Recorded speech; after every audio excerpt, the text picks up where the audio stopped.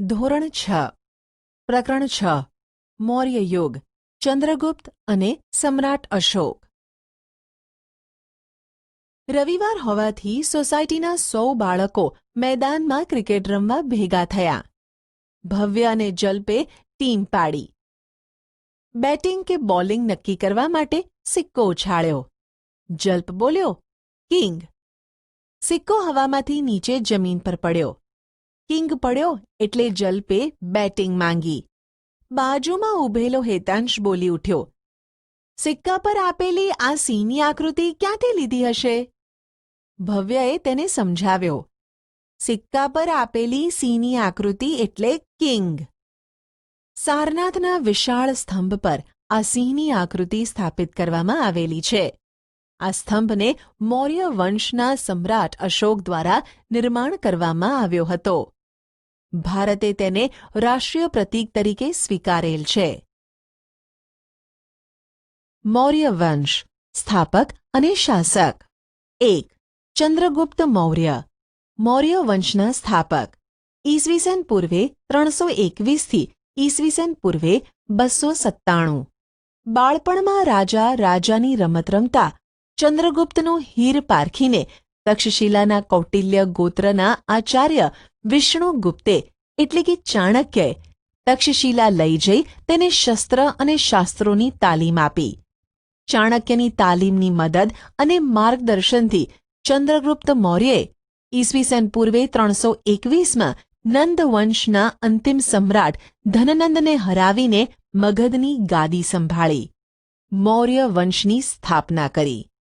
ચાણક્યની રાજનીતિ અને વહીવટ અંગેની કુશળતાનો સંપૂર્ણ લાભ ચંદ્રગુપ્તને મળ્યો. ચાણક્ય દ્વારા લખાયેલા અર્થશાસ્ત્ર નામના ગ્રંથમાંથી તે સમયની રાજકીય, આર્થિક અને સામાજિક જીવનની માહિતી મળી રહે છે. ચંદ્રગુપ્તની તમામ સિદ્ધિઓમાં ચાણક્યના મુત્સુદ્દીગીરીવાળા માર્ગદર્શને ઘણો મહત્વનો ભાગ ભજવ્યો હતો. ગ્રીક રાજા સેલ્યુકસ નિકોતરને હરાવીને ચંદ્રગુપ્તે 4 પ્રદેશો કાબુલ, કંધાર, હેરાત અને બલુચિસ્તાન જીત્યા હતા. ચંદ્રગુપ્તની બહાદુરીથી પ્રભાવિત થઈ સેલ્યુકસે પોતાની પુત્રી હેલેનાને ચંદ્રગુપ્ત સાથે પરણાવી અને પોતાના રાજદૂત મેગેસ્થનીસને તેના દરબારમાં મોકલ્યો. પાટલીપુત્રમાં રોકાણ દરમિયાન મેગેસ્થનીસે લખેલ પુસ્તક ઇન્ડિકામાંથી મગધ સામ્રાજ્યના પાટનગર અને એના વહીવટ વિશેની અગત્યની અને આધારભૂત જાણકારી મળે છે. રાજ્ય વિસ્તાર.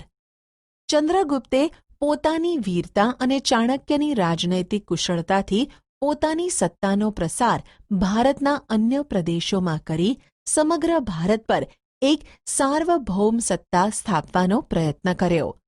ઉત્તરમાં અફઘાનિસ્તાન, પેશાવર, કંધારથી લઈને પૂર્વમાં બંગાળ સુધી તેનું શાસન હતું. પશ્ચિમ ભારત પર પણ એની સત્તા હતી.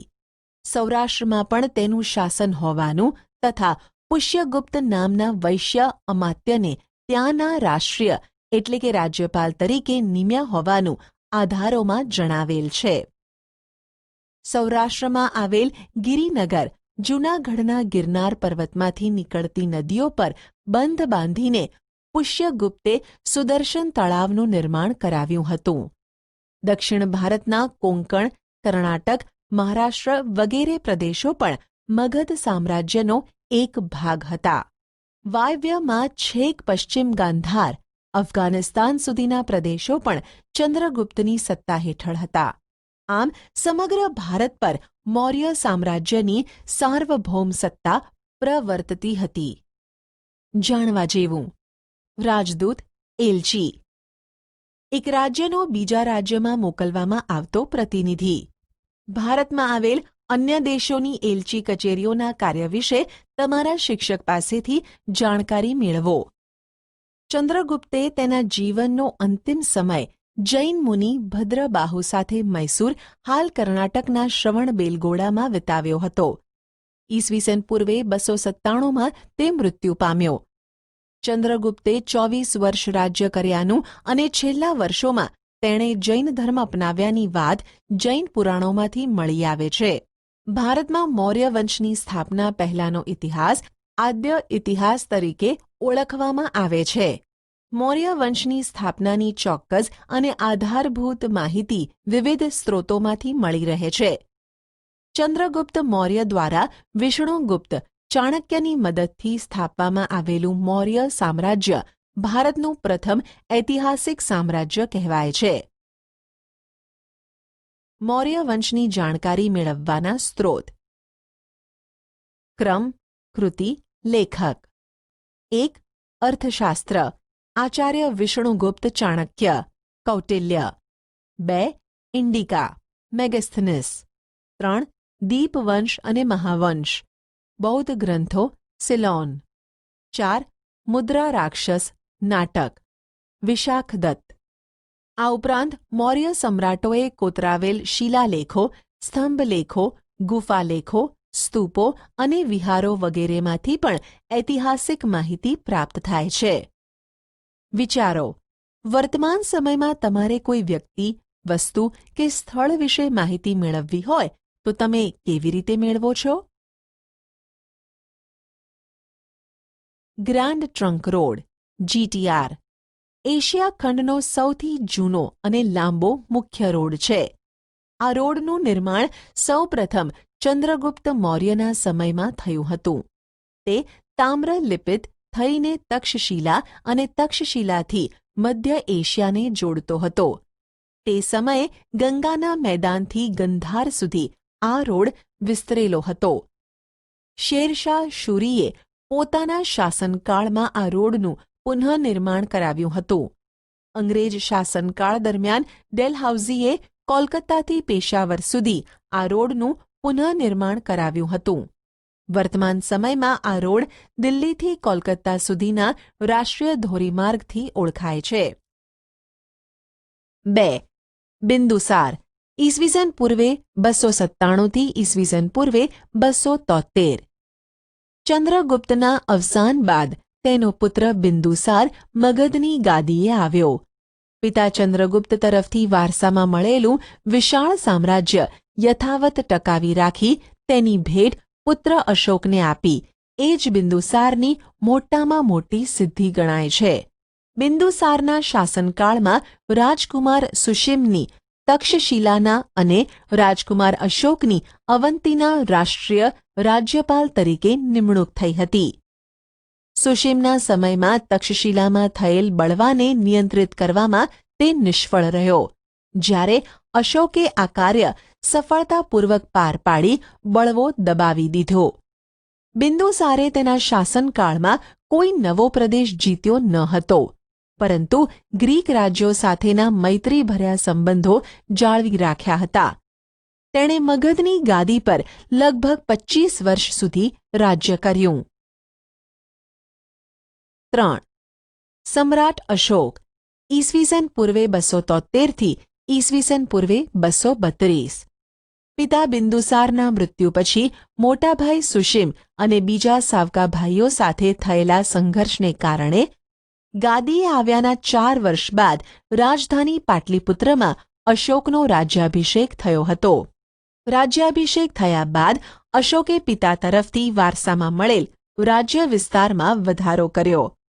તેના શિલાલેખમાં જણાવ્યા મુજબ તેનું સામ્રાજ્ય વાયવ્ય સરહદે આવેલા કંદહાર અને પેશાવરથી ઉત્તર ભારતમાં નેપાળ સુધી, દક્ષિણે મૈસૂર હાલનું કર્ણાટક સુધી, પશ્ચિમે ગુજરાત સૌરાષ્ટ્ર સુધી, પૂર્વમાં મગધ હાલનું બિહાર, કલિંગ હાલનું ઓડિશા સુધી ફેલાયેલું હતું. કલિંગનું યુદ્ધ અને અશોકનું હૃદય પરિવર્તન. મગધની પાડોશમાં આવેલ કલિંગ હાલનું ઓડિશા નંદ રાજાઓના સમયમાં મગધ સામ્રાજ્યનો જ એક ભાગ હતું, પરંતુ મૌર્ય શાસનની સ્થાપના સમયે તે સ્વતંત્ર થઈ ગયેલું. કલિંગને ફરીથી મગધ સામ્રાજ્યનો ભાગ બનાવવાની મહત્વાકાંક્ષા રાખનાર અશોકે રાજ્યાભિષેક પછીના 8મા વર્ષે એટલે કે ઈસવીસન પૂર્વે 261 કલિંગના રાજા જયંત સામે યુદ્ધ જાહેર કર્યું. આ યુદ્ધમાં અશોકનો વિજય થયો. યુદ્ધમાં વિજય મેળવ્યા બાદ યુદ્ધભૂમિ અને નગરમાં ફરતા અશોકે બધે જ દુઃખ અને શોકનું વાતાવરણ જોયું. યુદ્ધમાં થયેલ ખુવારી અને સ્ત્રીઓ બાળકોને રડતાં જોઈને કલિંગ પર મેળવેલી જીતનો આનંદ ઓસરી ગયો. અશોકના મનની શાંતિ હણાઈ ગઈ. યુદ્ધમાં થયેલી ખુવારીને કારણે અશોકના હૃદયમાં ભારે સંતાપ અને પશ્ચાતાપની લાગણી જન્મી. યુદ્ધની નિરર્થકતા સમજાઈ જવાને કારણે કલિંગનું યુદ્ધ તેના જીવનનું અંતિમ યુદ્ધ બની રહ્યું. બૌદ્ધ સાધુ ઉપગુપ્તના ઉપદેશથી તેણે શસ્ત્રોનો ત્યાગ કરી શાસ્ત્રોનું શરણ લીધું. બૌદ્ધ ધર્મ અંગીકાર કરી અશોક રાજદ્વારી પુરુષમાંથી ધર્માનુરાગી અશોક બની ગયો. અશોક પહેલો એવો શાસક હતો જેણે શિલાલેખો દ્વારા પોતાનો સંદેશ પ્રજા સુધી પહોંચાડવાનો પ્રયત્ન કર્યો. અશોકના મોટા ભાગના અભિલેખોની ભાષા પ્રાકૃત અને લિપિ બ્રાહ્મી છે. બ્રાહ્મી લિપિ આધુનિક ભારતની મોટા ભાગની લિપિઓ બ્રાહ્મી લિપિમાંથી વિકસી છે. અહીં તમે અ અક્ષર જુદી જુદી લિપિઓમાં જોઈ શકો છો. કલિંગના યુદ્ધનું વર્ણન કરતો અશોકનો શિલાલેખ. કલિંગના યુદ્ધનું વર્ણન કરતા અશોકે પોતાના કલિંગના શિલાલેખમાં લખાવ્યું છે કે રાજા બન્યાના 8 વર્ષ પછી મેં કલિંગ પર વિજય મેળવ્યો. લગભગ 1.5 લાખ લોકો કેદ કરાયા. 1 લાખથી વધુ લોકો માર્યા ગયા. એનાથી મને અપાર દુઃખ થયું છે. જે લોકો પોતાના સગા સંબંધીઓ અને મિત્રોને ખૂબ ચાહે છે તથા પોતાના દાસો અને મૃતકો પ્રત્યે દયાવાન હોય છે તે પણ યુદ્ધમાં માર્યા જાય છે અથવા પોતાના સ્નેહીજનોને ખોઈ બેસે છે. તેનાથી મને પશ્ચાતાપ થઈ રહ્યો છે. હવે મેં ધમ્મ પાલન કરવાનો અને અન્ય લોકોને તેનો ઉપદેશ આપવાનો નિશ્ચય કર્યો છે. હું માનું છું કે ધમ્મના માધ્યમથી લોકોના દિલ જીતવા એ જબરજસ્તીથી વિજય મેળવવા કરતાં વધારે સારું છે. હું આ અભિલેખ ભવિષ્ય માટે એક સંદેશ રૂપે કોતરાવી રહ્યો છું કે મારા પછી મારા પુત્રો અને પૌત્રો પણ યુદ્ધ ન કરે. ધમ્મનો ફેલાવો કેવી રીતે કરી શકાય તે અંગે તેમણે વિચારવું જોઈએ. ધમ્મ સંસ્કૃત શબ્દ ધર્મનું પ્રાકૃત રૂપ છે. વિચારો. કલિંગના યુદ્ધ પછી અશોકના વિચારોમાં શું પરિવર્તન આવ્યું?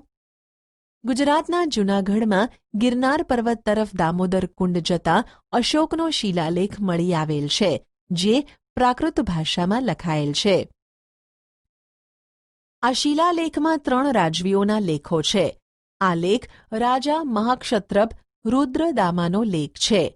આ લેખમાં મૌર્ય રાજા ચંદ્રગુપ્તના રાષ્ટ્રીય પુષ્યગુપ્ત દ્વારા નિર્માણ કરવામાં આવેલ સુદર્શન તળાવ એટલે કે જળાશય અને અશોકના રાષ્ટ્રીય યવનરાજ દ્વારા સિંચાઈ માટે તેમાંથી નહેરો કાઢવાની વિગતો આપવામાં આવેલ છે. જે સ્થળોએ અશોકના શિલાલેખો મળ્યા છે તેની વધુ માહિતી માટે નકશો 6.2નો અભ્યાસ કરવો. વિચારો. નકશાનો અભ્યાસ કરી તમારા શિક્ષકની મદદથી નીચેના પ્રશ્નોના જવાબ તમારી નોટબુકમાં લખો. અશોકના શિલાલેખો ક્યાંથી મળી આવ્યા છે?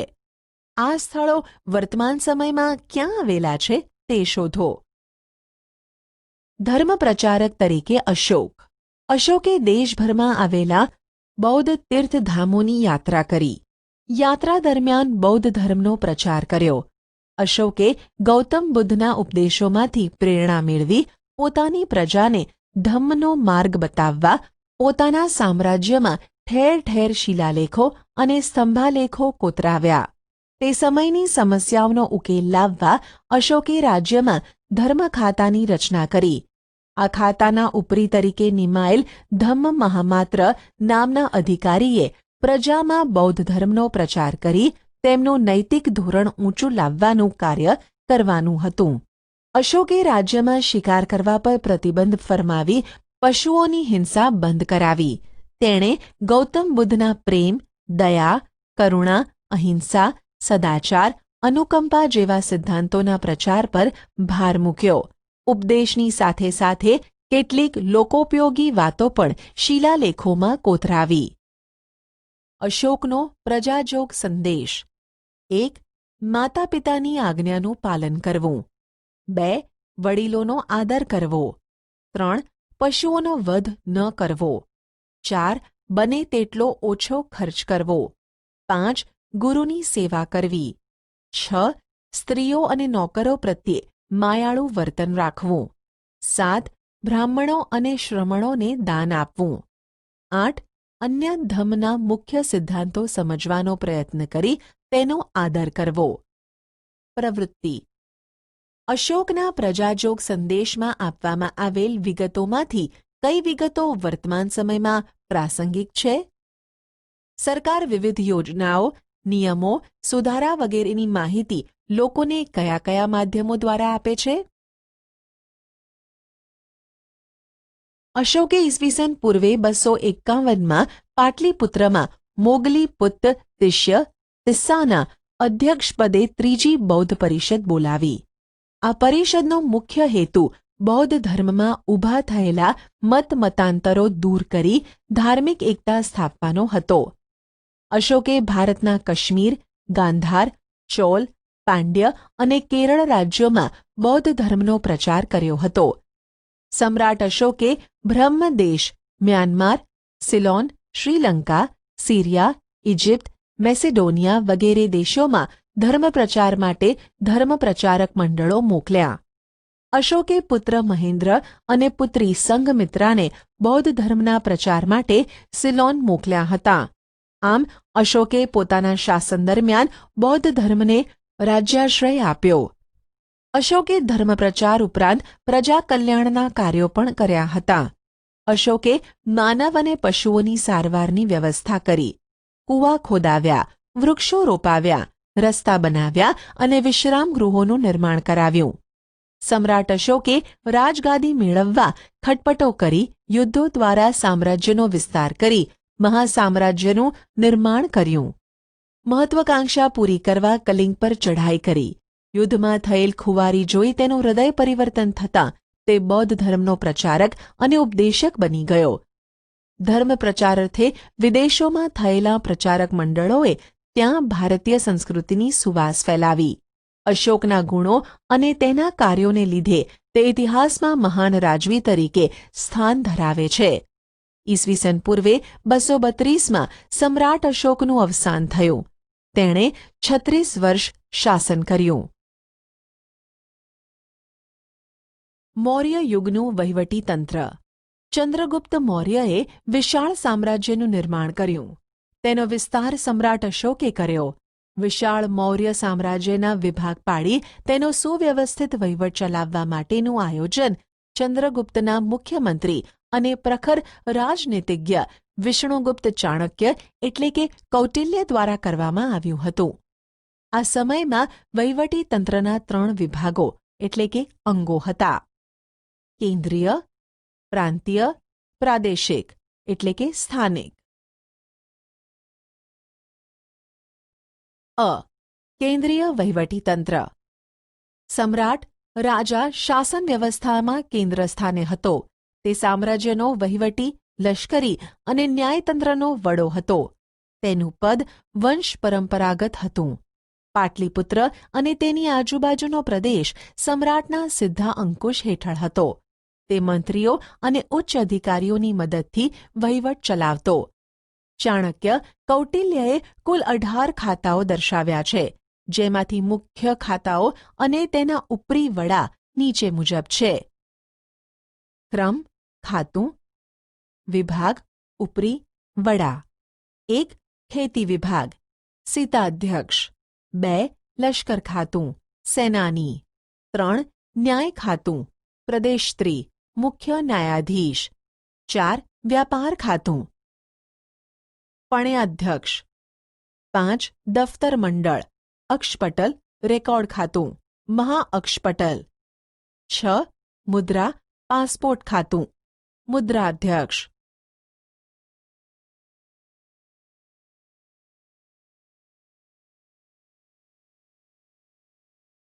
બ. પ્રાંતીય વહીવટી તંત્ર.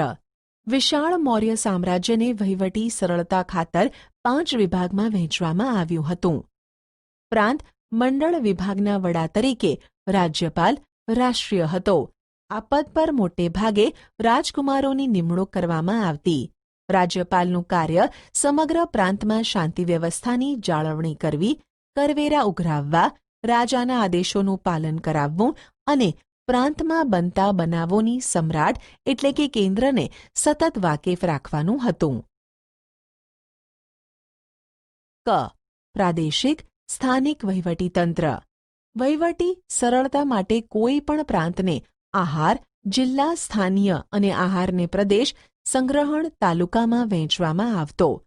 આહારનો અધિકારી રાજુક, આહારપતિ કે સ્થાનિક અને પ્રદેશનો અધિકારી પ્રાદેશિક ગોપ કહેવાતો. વહીવટીતંત્રનું નાનામાં નાનું એકમ ગ્રામ હતું. તેનો ઉપરી ગ્રામીણ કહેવાતો. ગામના ચૂંટાયેલા સભ્યોની સમિતિની મદદથી ગ્રામીણ ગ્રામનો વહીવટ ચલાવતો. સમ્રાટ અશોકના ઉત્તરાધિકારીઓ તથા મૌર્ય વંશનું પતન. સમ્રાટ અશોકના મૃત્યુ બાદ તેના ઉત્તરાધિકારીઓ વિશે બ્રાહ્મણ, જૈન અને બૌદ્ધ ગ્રંથોમાંથી જુદી જુદી માહિતી મળે છે. પુરાણોમાં આપેલ માહિતી મુજબ મૌર્ય વંશમાં થઈ ગયેલ કુલ 9 કે 10 રાજાઓએ કુલ મળી 137 વર્ષ શાસન કર્યું હતું. બૌદ્ધ ગ્રંથોમાં જણાવ્યા મુજબ અશોક પછી અનુક્રમે કુણાલ, સંપ્રતિ, શાલિસુક, જયલોક, દશરથ, દેવવર્મા, શતધન્વા અને બૃહદ્રથ રાજાઓ થઈ ગયા. મૌર્ય વંશના અંતિમ રાજા બૃહદ્રથના નિર્બળ શાસનનો લાભ લઈ તેના સેનાપતિ પુષ્યમિત્ર શુંગે લશ્કરી કવાયત જોવાના બહાને બોલાવી તેની હત્યા કરી. આમ ઈસવીસન પૂર્વે 185માં પુષ્યમિત્ર શુંગે મગધની ગાદી પર શુંગ વંશની સ્થાપના કરી મૌર્ય વંશનો અંત આણ્યો. આપેલા વિકલ્પોમાંથી સાચો વિકલ્પ પસંદ કરી સબમિટ બટન પર ક્લિક કરો.